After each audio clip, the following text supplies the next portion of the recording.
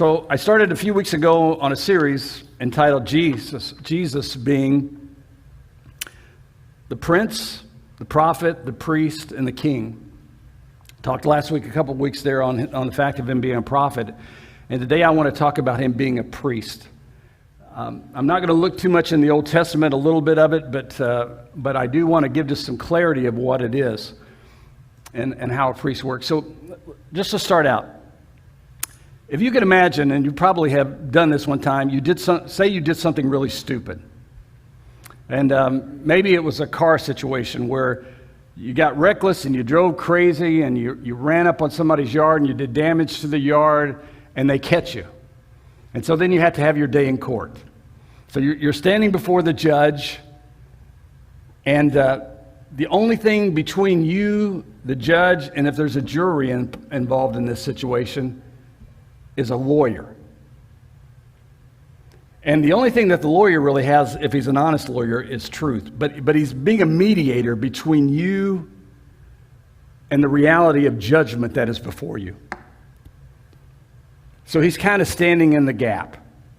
But if you're guilty, you know you're guilty, they know you're guilty, they've got it on film, everything's been documented, they've checked your tire tracks, they know it was you that rode up in the yard, it's without question you're guilty. So you confess to the crime.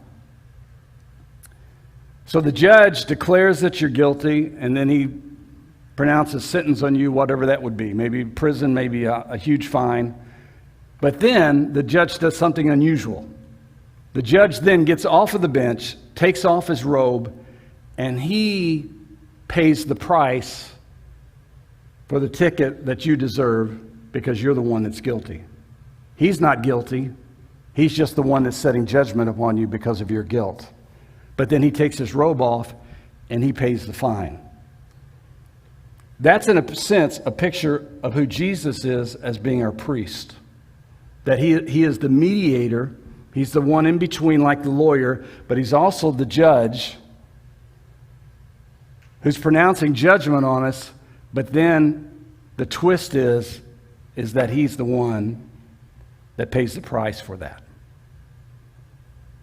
So in the Old Testament, priests had three specific jobs, and there was more involved in it than this, but every high priest was taken from among the men out of the tribe of Levi, except for one, in which I'll get into that in here in a minute.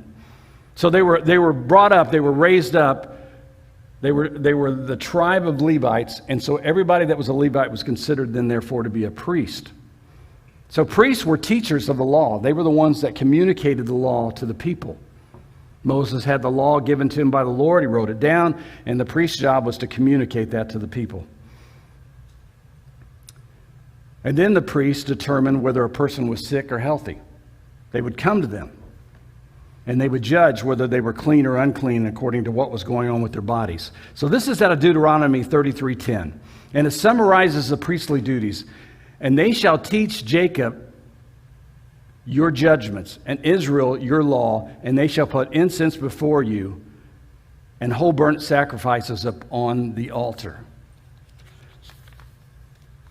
So you have this Old Testament picture of the temple. During the days of Moses, they built a tabernacle, and because they were in the desert and they were moving all the time, God designed a tabernacle for man, and it was to be moved around. And it was a place of worship. And the priest had duties in that tabernacle. And so people would bring offerings because of sin offerings. I'll get into that here in a few minutes. But they would bring offerings to them. And the priest then would therefore sacrifice and receive what was being brought to them for the sins of the people. So back in those days, if they sinned, there had to be some kind of sacrifice taking place, and they would take an animal. So I want to read this. It said, the Old Covenant high priest offered gifts and sacrifices for sins on behalf of men in relation to God.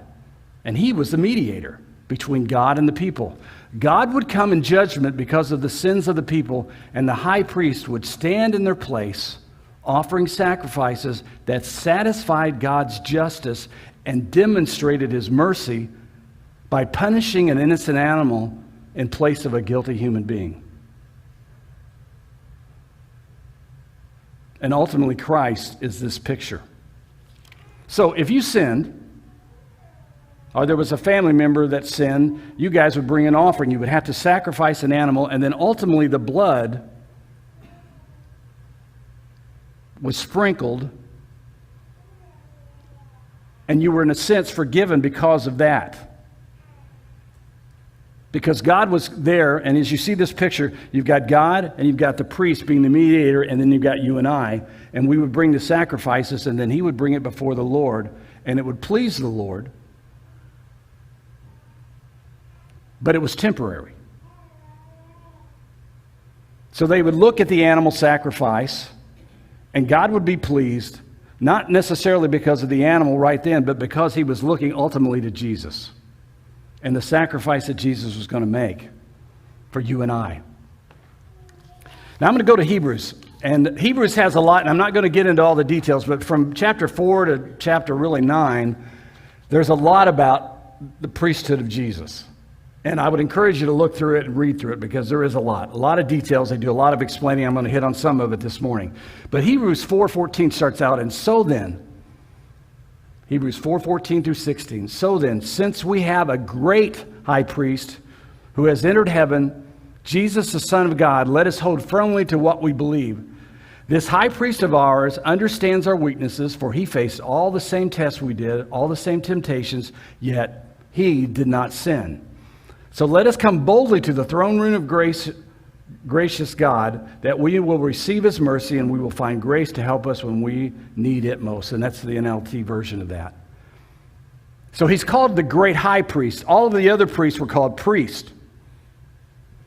But he's the great high priest. And the reason is, as we'll get into this in a minute, it's because he went to heaven. And this tabernacle that they developed, that they built in the Old Testament, was a model of the heaven tabernacle. And God specifically tells Moses how to build this thing. And he says, build it to my specs. So Moses does what he says. And so there's a picture here, earthly picture, of what's going on in heaven. And so they would bring these animal sacrifices, and every time they sinned, they had to bring another animal, and every time they sinned, they had to bring another animal. But something changed when Jesus went to heaven, because he was the ultimate sacrifice. He was the great high priest.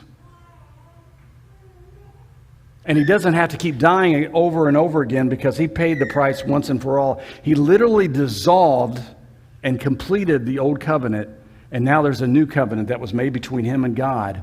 And Jesus is now the high priest, the great high priest who's in heaven on our behalf. Now this is out of Hebrews 5. And I'm going to be reading a lot here this morning, so if you'd bear with me, but every high priest is a man chosen to represent other people in their dealings with God. He presents their gifts to God and offers sacrifices for their sins, and he is able to deal gently with the ignorant and wayward people because he himself is subject to the same weakness. So the priest of the day, the people, they were just people. Just like I'm a person and you're a person, we're all the same. We're all in the same boat. We all deal with the same sins. We struggle and we fall separate of knowing Christ. And so here a priest, even though he was a priest, he was raised up as a Levite, and he had to put on a special garments to wear. He still, underneath all of that, was still just a man who sinned. And he still had to make offerings for himself and for the people. So he could sympathize with the people when they would bring their offerings to them. Does that make sense? So he must offer sacrifices for his own sins as well as the others. And no one can become a high priest simply because he wants such an honor. He must be called by God for this work, just as Aaron was. That is why Christ did not honor himself by assuming he would become a high priest. No, he was chosen by God, who said to him, "You are my son today. I have become your father. You are my son, whom I'm well pleased." In another passage, God said to him, "You are a priest forever in the order of Melchizedek," which I'll get into that in a few minutes.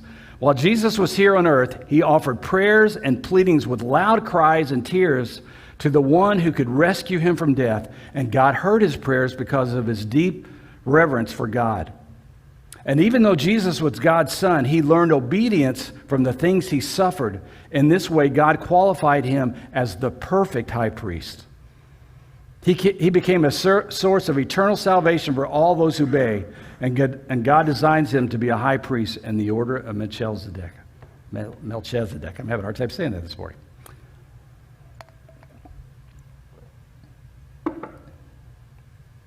So Jesus can sympathize with you and I, just like the men back in those days in the Old Testament, because Jesus, the Bible said he was literally tempted in every way, but what was significantly different about him was what? Without sin.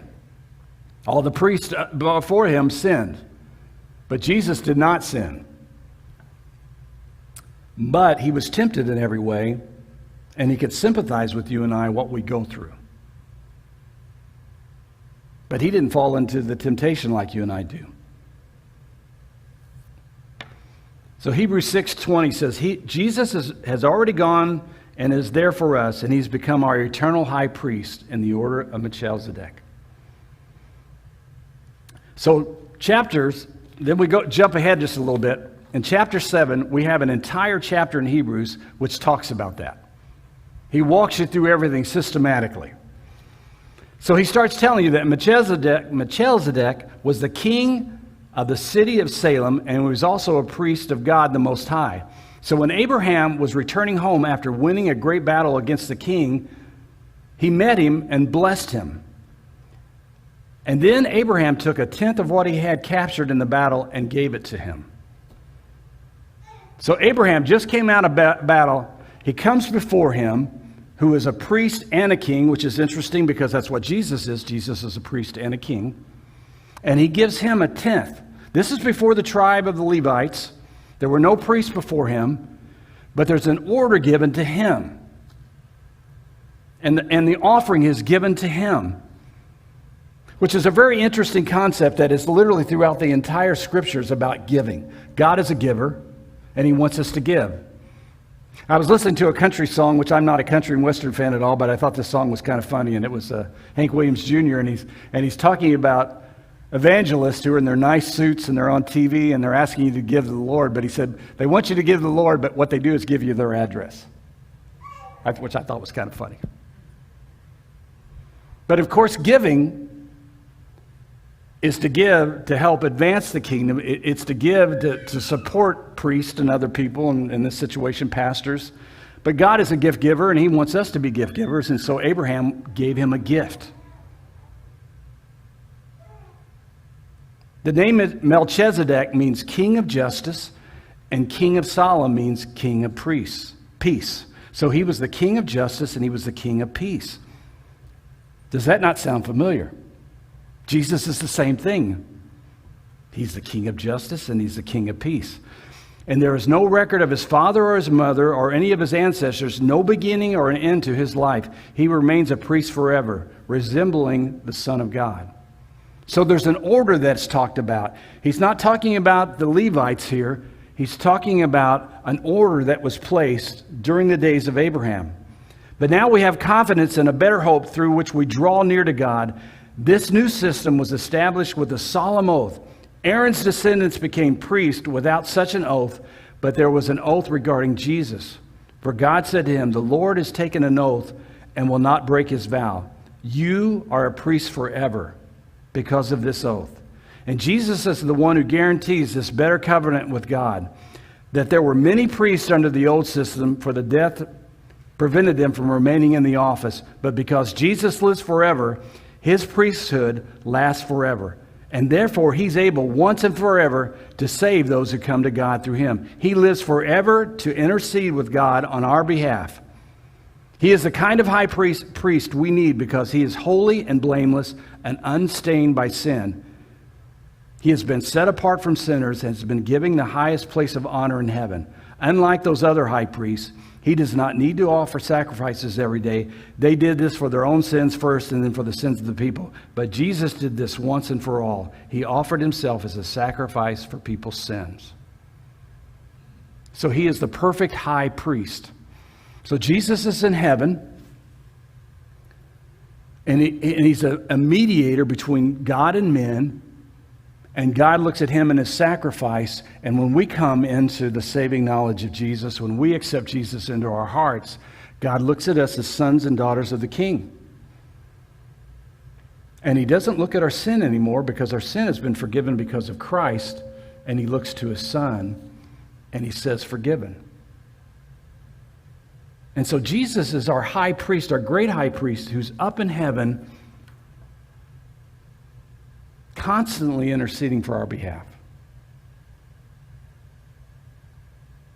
So we don't have this picture of a God that's angry, that's wanting to judge every move that you make. But what we have a picture of is mercy and grace. That the God of mercy and grace is longing for you and I to be with him. And he's longing for others to open up their hearts to him and ask him into their lives. Because this is the role that Jesus is playing for you and I. So he is the Prince of Peace. The true peace of God only comes through him. He is a prophet who proclaimed the word of God and demonstrated great miracles. And he is a priest that is standing for us on our behalf, who made the ultimate sacrifice, and he doesn't have to die again and again and again. And if we don't get that, and if we don't understand that he paid this price once and for all, we keep trying to put him back on the cross again every time we mess up, every time that we make a mistake, every time we feel condemnation just covering us. It's almost like we need him to go back there again, but we do not need him to do that because the word clearly says that he paid the price once and for all. And we have been set free because of that. And there is no condemnation for those who are in Christ Jesus. None. We've been set free because of him. Because he is the great high priest. Now this is out of Hebrews 8. 1 through 13, but I probably won't read all of this. But here is the main point. We have a high priest who sat down in the place of honor beside the throne of the majestic God in heaven. And there he ministers in the heavenly tabernacle, the true place of worship that was built by the Lord and not by human hands. And since every high priest is required to offer gifts and sacrifice, our high priest must make an offering too. If he were here on earth, he would not even be a priest, since there are already priests who offer gifts required by the law. They served in a system of worship that is only a copy, a shadow of the real one in heaven. For when Moses was getting ready to build the tabernacle, God gave him this warning, which I mentioned a while ago, to make sure that you build it exactly how I want you to. But now Jesus, our high priest, has been given the ministry that is far superior to the old priesthood. For he is the one who mediates for us a far better covenant with God based on a better promise. If the first covenant had been faultless, there would have been no need for the second covenant to replace it. But when God found fault with the people, he said, "This day is coming, says the Lord, when I will make a new covenant with the people of Israel." The problem with the first covenant, it was man would sin, they would repent, they would bring the sacrifice in there. But what happened to the nation over and over and over again? It fell away from God. It continually fell away from God, and then there was judgment, and God would use other nations to judge them, and then they were taken away from the country, and then there were seasons when they were brought back to the country, but it was a constant, ongoing, sacrificial system. And God knew the hearts of man, and he knew someday he was going to have to send his son to make the ultimate sacrifice for you and I. So I want to go back to reading Hebrews 4, 14, 16. So then, since we have a great high priest who has entered heaven, Jesus, the Son of God, let us hold firmly to what we believe. You've got to hold firmly. The world is trying to yank this truth out of you. It's trying to remove it from your heart and from your mind, and the enemy's trying to do the same thing. He's trying to manipulate you, draw you away. But it says that we need to hold firmly to what we believe. You got to know what you believe, first of all. It can't be somebody else's beliefs. And that's one of the reasons why I felt so strongly that we needed to come back to this, to look at Jesus, hoping to get a clear picture of who he is, so that we understand what we believe better, and then therefore we can hold on to it. Because if you have somebody that comes and challenges you and you don't know what you believe, you can be swayed with the wind. You can be pulled to the left or the right. I had an experience like that years ago when a Jehovah's Witness came to my house, and they started talking about end times and things that I knew little about, but I knew some about. And I knew enough that they weren't telling me exactly what was true, but I didn't know how to combat it, and I felt myself being pulled to the left and the right. And so I made a firm commitment that I was going to understand this book. So when somebody challenged me, I would halfway at least know what I'm talking about. So we've got to understand what we believe in. You can't just take my word for it. You can't take a friend's word for it. You've got to make the commitment to understand, what do I believe, and then own it, and then hold firm to it. And don't let something come and pry it out of your hands and steal it from you, because Jesus is our great high priest. The high priest of ours understands our weaknesses, for he faced all the same tests we do, yet he did not sin. So here's a significant part of this. So let us come boldly, because of what I just read, to the throne room of God's grace. There we will receive mercy, and we will find grace to help us when we need it most, in times of need. So I love this picture, because as a child, you have the right to go to the Father. So in the temple, there was a holy place, and then there was a veil, and then there was a holy of holies. And in the Old Testament, there would only be one priest that would be allowed to go in there one time a year to bring an offering before God. But when Jesus came, that temple and that veil was ripped from top to bottom, and it was opened up. And that's significant. This is out of 1 Peter 2:9. You are a chosen generation, a royal priesthood, a holy nation, his own special people, that you may proclaim the praises of him who called you out of darkness into his marvelous light. So you and I, if you know Jesus, you are a chosen generation, and you are a royal priesthood. We are a royal priesthood, and we have the right to go beyond the veil that has been torn and go into the presence of God and speak to him. And we have that right because of what Jesus paid for you and I. And because he's in heaven, and because he's the great high priest, he stands there as a mediator before you and I, which allows you and I the privilege to be able to come to the Father anytime that we want to. And he doesn't care if he's in a special meeting with Moses. He doesn't care if he's talking with his son at that moment, if he's making plans for the future. Maybe he's going to design some more galaxies. I don't know. We have the right to talk to him anytime. I made a decision years ago with my boys that once cell phones came around and they got a cell phone, I was going to try to answer it no matter what I was doing. I allowed them to interrupt me at any moment. If I could hear the phone, and if it was in my pocket. And you and I, have that right to boldly burst in to the throne room of grace and come before God with our needs, our requests, or just wanting to spend time with him. He's given you that right. And that is an awesome and powerful right. As you notice, that sign that comes in when you came in today said, "My house shall be called a house of prayer." He's desiring for you and I to burst into that room and spend time with him.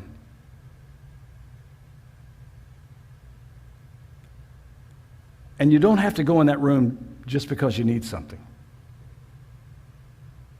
You can go in that room and just hang out with the Father and talk with him anytime that you want to.